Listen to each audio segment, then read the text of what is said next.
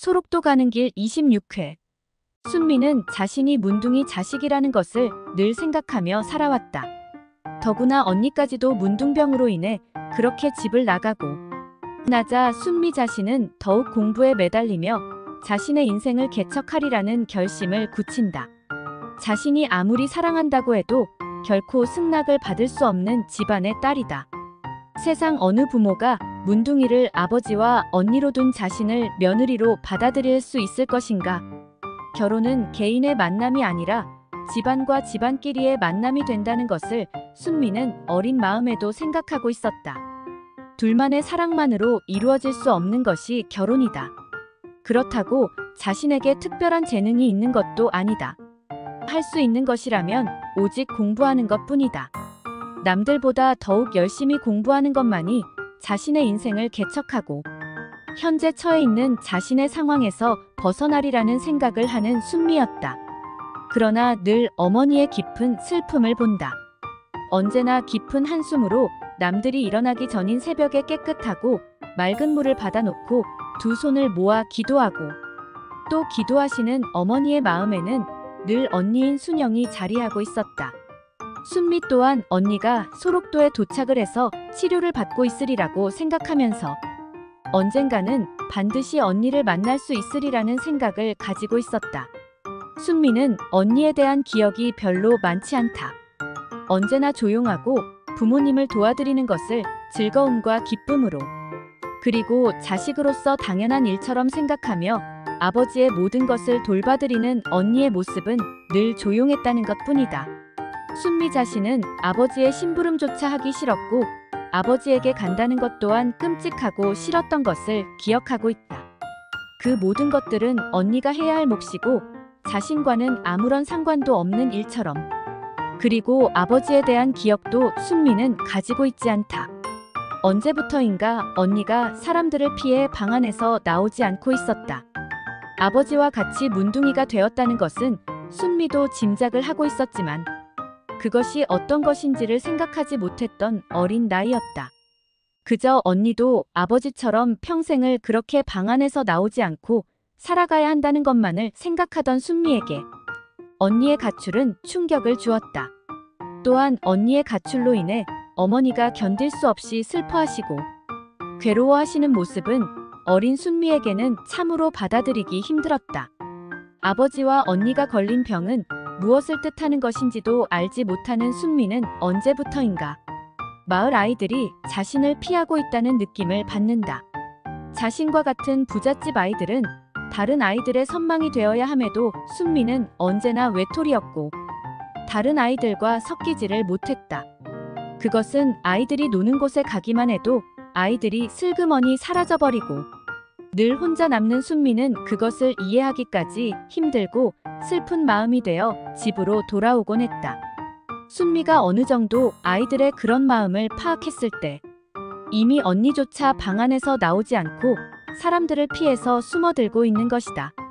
순미는 자신이 해야 할 일이 공부하는 것 이외에는 아무것도 없다는 것을 깨닫고 누가 뭐라고 하던 공부에만 매달린다. 다행인지 집안의 모든 결정권은 오빠의 손에 있다.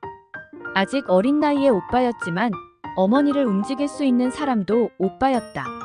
오빠는 어려서부터 집안의 기둥이었고 실질적인 가장이다. 오빠 또한 집안의 희생자였다. 공부를 잘하던 오빠였다. 그러나 더 이상 집안 때문에 학교를 다닐 수 없는 오빠였다. 집안의 모든 것을 이끌어가게 되는 오빠는 자신의 꿈과 야망과 모든 희망을 접고 오직 집안을 위해서 농사꾼으로 많은 땅을 지켜나가기 위해 살아야 하는 오빠는 그 모든 것을 말없이 받아들인다. 그런 오빠에게 자신의 진학 문제를 의논하고 대학교를 갈 수 있게 해달라고 할 수 있는 것은 우선 합격을 해야만 한다는 생각을 하고 순미는 더욱 공부에 매달리고 열중한다. 집안의 모든 우울함에서 벗어나고 싶은 것도 바로 공부였다. 오빠의 결혼은 순미에게는 숨통을 트이게 한다. 올케 언니의 부지런함과 큰 마음씨가 순미에게 많은 도움을 주었고 오빠를 설득하는데 많은 힘이 되어 주었던 것이다. 순미는 대학을 다니면서 많은 것을 보며 느낀다. 그리고 순영이 언니에 대한 것을 생각해본다. 면회가 안 된다는 오빠의 말에 언니의 상태가 얼마나 심각한가를 생각하게 되고 아무도 모르게 자신이 언니를 만날 생각을 한 것이다. 언니의 상태를 자신이 눈으로 직접 확인을 하고 가족들에게 말을 할 생각이었던 순미였다. 순미는 그렇게 순영을 찾아 경기도부터 차근차근히 찾아 나간다. 그동안 알아보았던 나병 환자들이 모여 사는 곳과 치료를 받는 곳을 찾아 권순영에 대해서 알아보기로 하고 출발을 한다. 그러나 며칠을 돌아다니며 알아보았지만 경기도 일대에는 그 어디에서도 권순영이라는 이름을 찾을 수가 없었다. 순미는 초조하게 생각하지 않고 느긋한 마음을 가지기로 한다. 모든 일들은 초조함에서 쉽게 포기를 하거나 지치기 쉽다는 것을 깨달아 나가는 순미로서는 혼자서 하는 여행길을 즐기기로 한다. 언니는 어린 나이로 차도 탈 수도 없는 길을 어디까지 걸어서 갔을 것이다. 그곳이 어디인지 알 수는 없으나 어린 여자아이의 몸으로 상상도 하지 못했을 힘든 길이었을 것이고 고통의 가시밭길이었을 것이라는 생각을 하면서 그래도 자신은 탈 것에 의지하고 먹을 것을 먹어가며 편안하게 여행을 하고 있는 것이라 생각을 한다. 그렇게 순미가 순영을 찾아다니고 있는 그 여름 순영과 지욱은 수녀님과 마주 앉아 수녀님의 설득을 듣고 있다. 김지욱 씨, 이제 순영 씨의 병도 거의 완치를 했다고 봐도 좋습니다. 이번 기회에 완치된 나병 환자들이 모여 사는 정착촌으로 나가 두 분이서 힘을 합해서 가정을 이루고 양계를 시작해 보시는 것이 어떤가요? 정말 저희가 살 수 있는 그런 곳이 있습니까? 네. 물론 일반인들과는 떨어져 사는 곳이기는 하지만 같은 아픔을 겪고 있는 같은 환우들이 모여 양계를 하면서 살아가는 곳이지요. 우선 정부에서 지원을 해주기는 하지만 두 분이서 열심히 노력을 하면 잘 살아갈 수 있다는 생각이 듭니다. 그러려면 결혼을 해야만 하지 않겠습니까? 네. 주님 안에서 두 분이 혼인을 하십시오. 그리고 열심히 노력을 하면서 가정을 이루어 남은 여생을 잘 살아갈 수 있으리라 봅니다. 지욱은 많은 것을 생각한다. 결혼을 하면 순영이 임신을 할 것이다. 여자가 임신을 하고 출산해서 아이를 키우는 일이 결코 쉬운 일이 아니다. 그런 모든 고통을 순영에게 감당하게 할 수는 없는 일이었다. 정말 이제 순영이가 완쾌가 되는 것입니까? 거의 다 완쾌를 했다고 봐도 좋습니다. 벌써 이곳에 온 것이 10년입니다. 다른 사람들보다 참으로 오랜 세월 고생을 한 순영 씨를 위해서라도 지욱 씨가 결심을 해주면 좋겠습니다. 네. 조금만 시간을 주십시오. 지욱은 순영을 데리고 바닷가로 나간다. 순영아, 너는 어떻게 생각하고 있어? 우리 결혼을 할까? 오빠, 내는 아무래도 상관없습니다. 오빠가 내 같은 여자를 데려다 평생을 우예고생을 하실랍니까? 우리는 평생을 서로 도와가면서 서로 힘이 되어주면서 아껴주고 그렇게 살아가면 되지 않을까?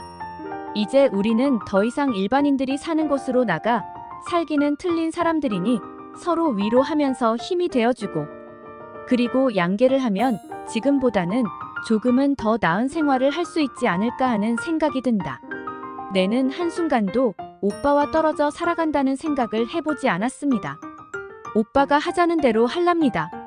지욱은 순영의 손을 꼭 잡아준다. 문드러지고 펴지지 않는 손이었지만 순영은 그 손으로 못하는 것이 없다. 빨래도 하고 다른 환우들을 위해 약도 발라주고 붕대로 싸매주면서 온갖 일을 마다하지 않고 해내는 순영이다. 그렇게까지 하기 위해서 순영은 참으로 피나는 노력을 해왔다. 순영은 이제 목발에 의지하지 않고서도 걸음을 걷는다. 비록 절름거리는 모습이기는 해도 그런대로 일상생활을 하는 데는 아무런 지장이 없을 정도로 걷는다. 오빠, 참말로 우리도 가정을 가지고 살아갈 수가 있습니까? 우리도 해낼 수 있다.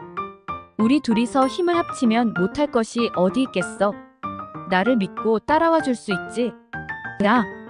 순영은 여자로서 가슴이 뛰는 것을 느낀다. 그동안 서로 떨어지지 않고 곁에서 참으로 많은 힘이 되어주고 많은 보살핌을 받아왔던 두 사람이다. 우연히 같은 곳을 향해서 가던 두 사람의 만남은 어쩌면 운명적일지도 모른다는 생각을 하면서 지욱은 아무도 모르게 한 가지 결심을 한다. 순영에게 조금이라도 힘든 일을 하지 못하게 하고 싶다는 생각이 지욱을 결심하게 만든 것이다. 앞으로 얼마 동안 더 약을 복용해야 하는 순영이다.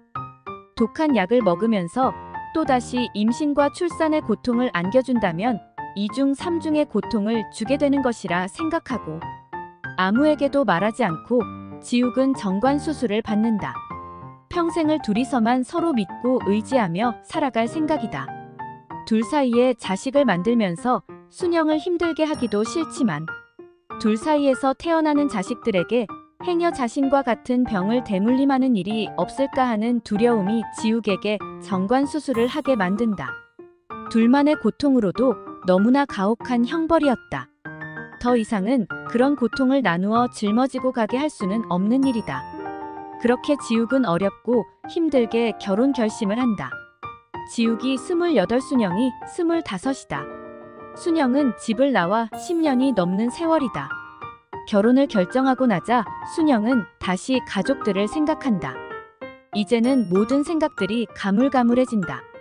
어머니의 모습도 아버지의 모습도 오빠도 동생 순미의 모습도 확연하게 떠오르는 것이 없다. 다만 기억이 나는 것은 컴컴한 어둠 속에서 자신을 부르는 엄마의 피 맺힌 울부짖음 뿐이다. 어무이. 순영은 입술을 움직여 가만히 어머니를 불러본다. 고아가 아닌 천의 고아였다. 아무에게도 자신들의 결혼을 알릴 수도 알릴 곳도 없는 두 사람의 마음은 며칠 동안 침울해진다. 결혼식 날짜를 결정하고 나서 그들은 수녀님을 따라 자신들이 거주해야 할 곳을 둘러본다. 정착촌. 그야말로 일반인들이 꺼려하는 나환자촌이다. 입구에서부터 닭똥 냄새가 진동하고 닭들의 시끄러운 소음이 들려오는 곳이다. 100여 가구가 모여 닭을 키우면서 계란을 생산해내는 양계장이 모여있는 그런 곳이다. 집은 건평 15평의 안방과 건너 방 그리고 마루 중간에 조그만 방이 한 칸이 더 있고 부엌이 있다. 닭을 칠 수 있는 개사가 세 동으로 되어 있는 곳이다. 이미 건물은 지어진 채로 입주자를 기다리고 있는 곳이었다. 지욱은 모든 것을 자세하고 꼼꼼하게 알아본다. 매일 나오는 계란은 전량 공판장에서 수거해가는 조건이다. 계란을 모두 소비를 시켜준다면 큰 문제가 될 것은 없다는 생각을 하면서 지욱은 새로운 삶에 대해 희망을 심어본다. 둘이서 힘을 합쳐 열심히 해나간다면 얼마든지 살아갈 수 있는 곳이다. 그들의 결혼을 앞두고 수녀님은 최소한의 살림도구를 마련해 주신다.